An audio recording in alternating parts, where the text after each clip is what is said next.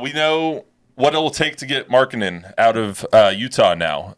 Shams is reportedly saying that it'll take numerous first-round picks, numerous second-round picks, pick swaps, and young talent to get Markkanen out of Utah. They very clearly don't want to trade him. They were talking in terms of the Warriors, and it would take something along the lines of Brandon Pajemski, Jonathan Kuminga, multiple first-round picks, and multiple second-round picks to get for that trade to go through. Spurs don't have anybody that good. Devin Vassell's better than both of those guys. So yeah, well, the question one really is he worth that to a team like the Spurs, or is he more worth that to a team like the Warriors, where they're trying to hold on and build a team for Steph's last run? I think you just wait. You don't give them what they want. You just wait. They're going to have to either move him at the deadline, and if he wants to be there, he'll sign there, and then they can move him at the deadline. Or if he doesn't want to be there and they want to get something in return, they'll move him at the deadline, and the price might be cheaper.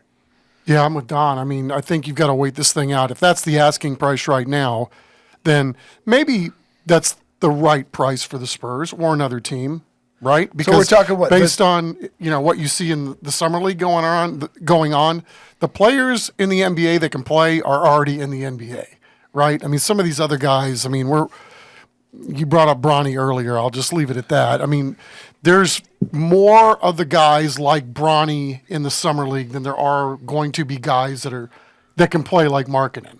So if the Spurs feel like that was a guy that they felt like could play long term and be a guy worth paying an exorbitant amount of money and give up the assets to get him, then I say go for it. But we don't know if that's what they really think. Devin Vassell's the trade chip. It's not like they're asking for a Keldon or a Jeremy who have a little bit less trade value.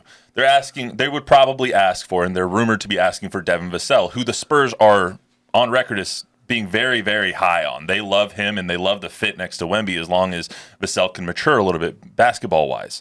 So they'd probably be asking for Vassell and Sohan. They would probably ask for both, correct? If they're asking for Kuminga and Pajemski, they'd probably but I think you could get out of it by just doing Vassell if you really like Jeremy that much.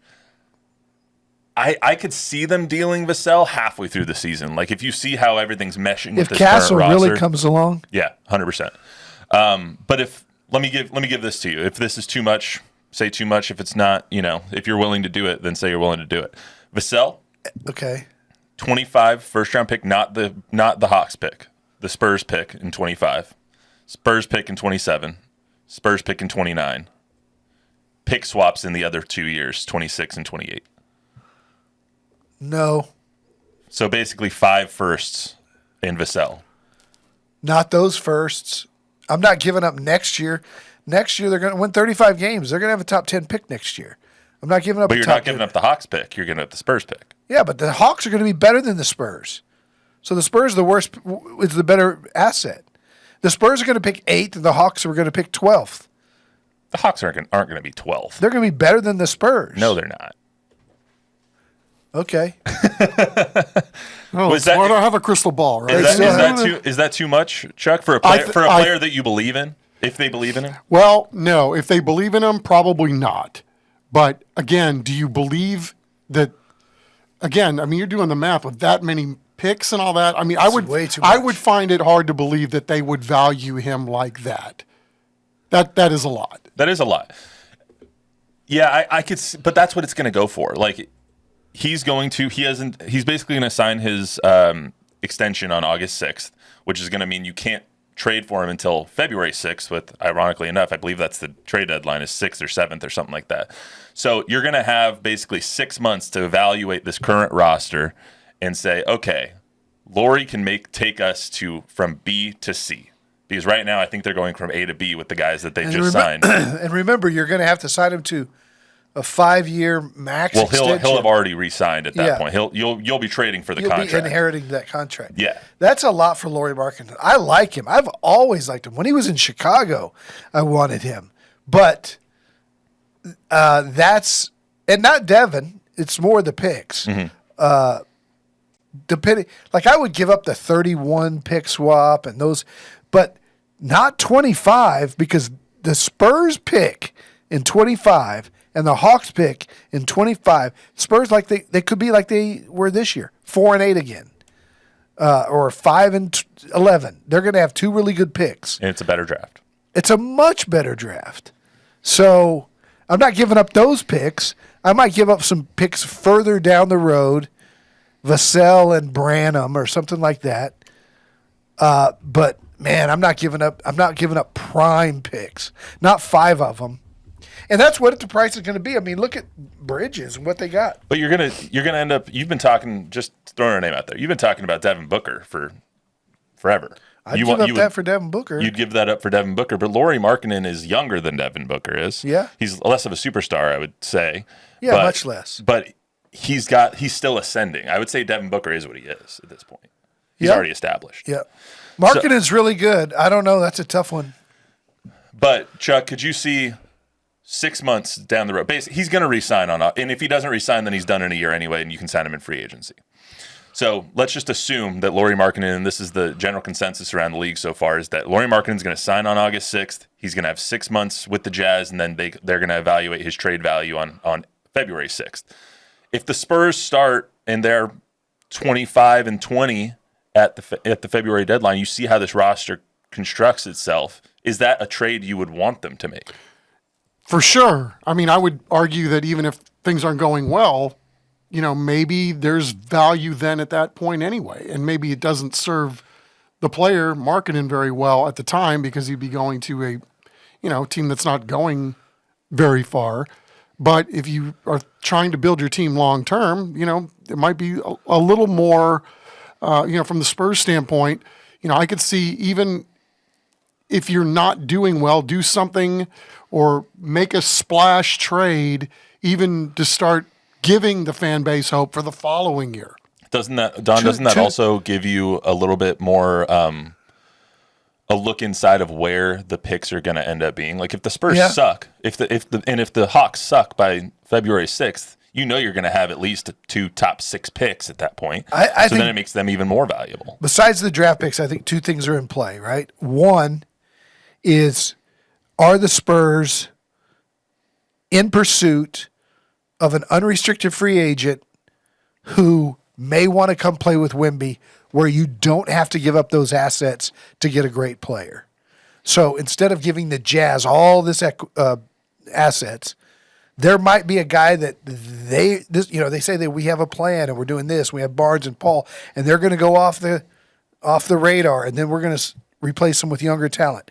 There might be a guy that they've already determined is going to be an unrestricted free agent that they don't have to give up anything for, as long as he wants to come here and play for Wemby, because you can offer him all the money in the world.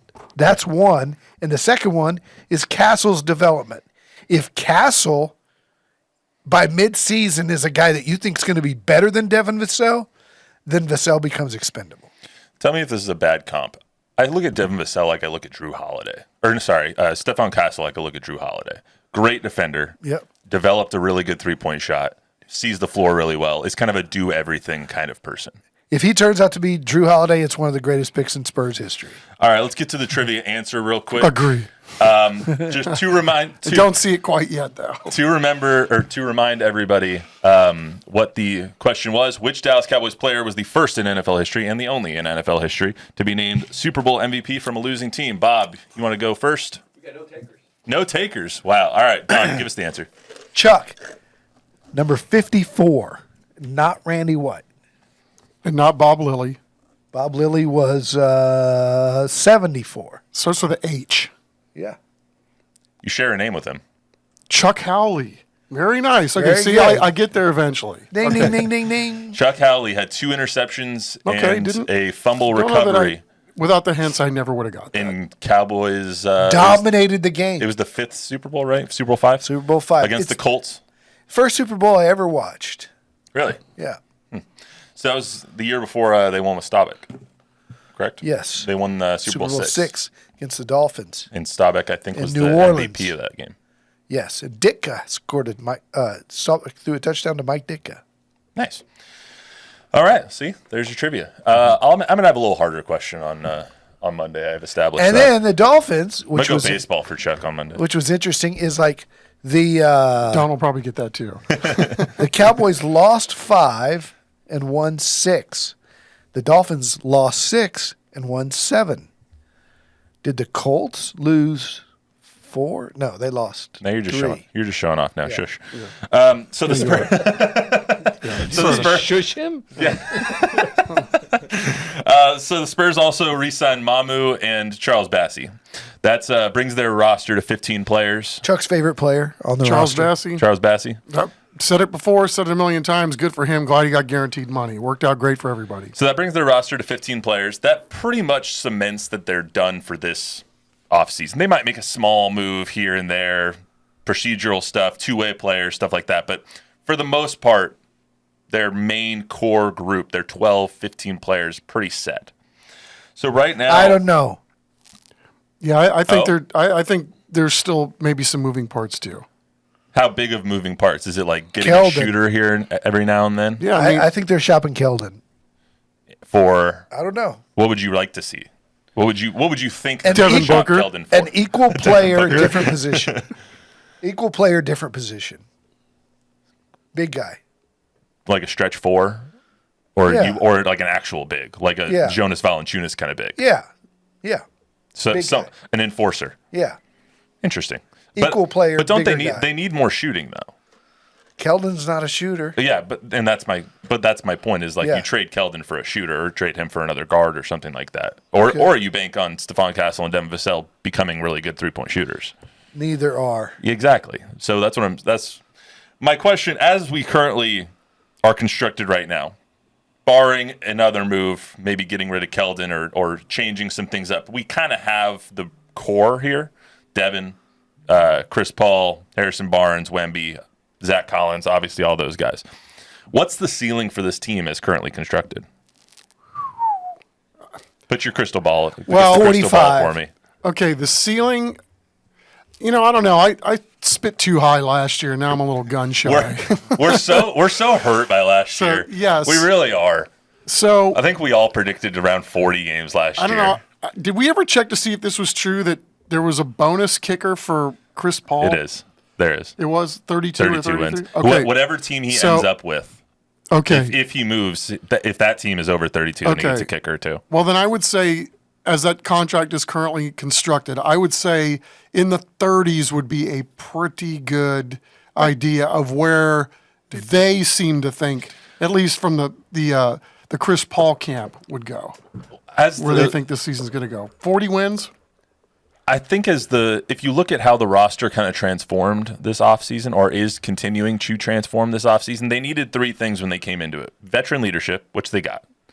They needed shooting. I don't know if they've gotten that. little bit with Barnes. Harrison Barnes is good, A little bit. but they haven't Not enough. significantly improved the shooting around Victor. I mean, Chris Paul can shoot a little bit too, but they haven't significantly improved it. And then they needed an enforcer, which you've been talking about. Zach Collins isn't that guy. Wemby's not that guy. You saw actually maybe it was last week when France was playing Serbia. Nikola Jokic just trucked Wemby multiple times, like literally put his elbow into his sternum and was like, all right, here, stop me. He doesn't have that. Wemby's just not that kind of player. He needs the enforcer next to him on some occasions. There's two things that they haven't done. There's one thing they have. I don't really know if they've improved the team significantly to take that like super leap into a 7-8 seed. I think 40 win. If you put the over under at 39.5 with this current roster, It's 35.5. I would maybe take the under, but it wouldn't be by much. I don't even know if I would take that number, 39.5. Okay, let me change your mind. Let me change your mind, or try. They won 22 games last year. Correct. They lost 18 in a row playing Jeremy Sohan at point. Don't remind me. They're not going to do that again. They're not going to lose 18 in a row. Then they were number 1 in the league with 20 games of a blown 10-point or more lead. They're not going to do that again with Chris Paul running the show. They were number 2 in the league in blown fourth quarter leads with 20 games where they led in the fourth quarter and blew a lead. That's not going to happen again. So given what we saw at the end of the year, 7 out of their last 12 they won. Against Denver, who had to win that night to get home court. And they did it without Keldon and Vassell, who were on the bench. And they were hurt at that point. Yeah. Yeah, Wemby took over. That team that won 7 out of its last 12 down the stretch instead of the 18 losing in a row, the blown leads, add Castle, add Paul, add Barnes. To me, that's a 42-win team going in. So they probably get into the play-in tournament. Now, Seven, I also 8, said 9, last 10. year that they win 40 games. Well, But- you weren't the only one. We're hurt. We are hurt by that last year. But I think they are now the team that we thought they were going to be last year, because they're not going to be just screwing around for 18 games in a row playing Jeremy Sohan at point guard. It's true. If that's the ceiling, if 40, let's say 45 is is the the ceiling. ceiling. Let's say 45 is the ceiling. What's the floor? Is the floor a season like we saw last year? Injury, Wimby's healthy. Wemby's healthy. What's the floor? Let's assume health. I mean, obviously, health is one of the biggest factors in anything. Health can derail any prediction. So let's assume everyone's healthy or generally healthy. 32. 32 is the floor? I'd say it's similar to what the ceiling is, right? I mean, it's really kind of hard to tell at this point. Because, I mean, mostly and historically, how many times do teams double their win total from the year before? It doesn't happen very often, but not to say that it can't happen here. I mean, I think there were some positive things that happened towards the end of last year. And if they play like that to start the year, I mean, I said it a million times, this is a league that's ripe to be had. There's 4 or 5 really good teams, and then everybody else is kind of meh. To that end, I mean,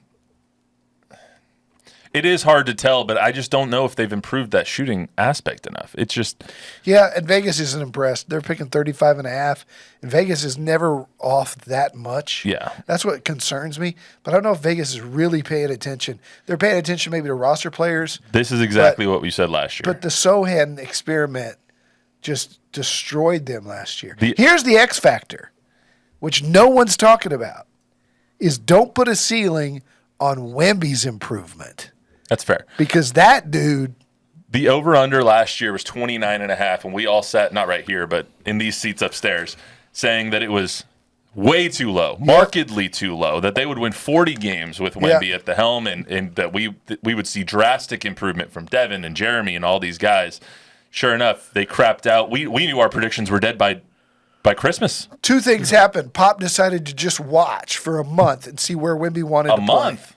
2 months, watch where Wemby wanted to play. Then they moved him to where he could be successful. And then he sat back and watched Jeremy just go into the clown car.